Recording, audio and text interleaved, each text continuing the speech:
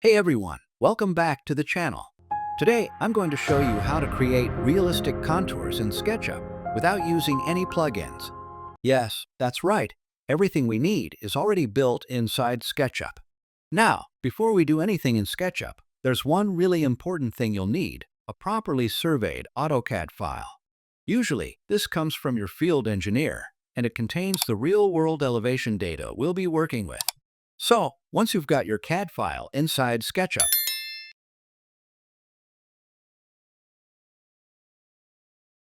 go into the group where all those contour lines are.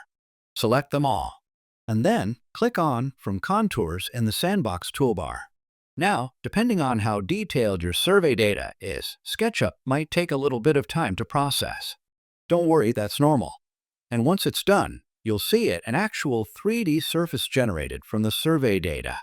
Pretty cool, right? Now, let's say you've got a building that you want to place on this terrain.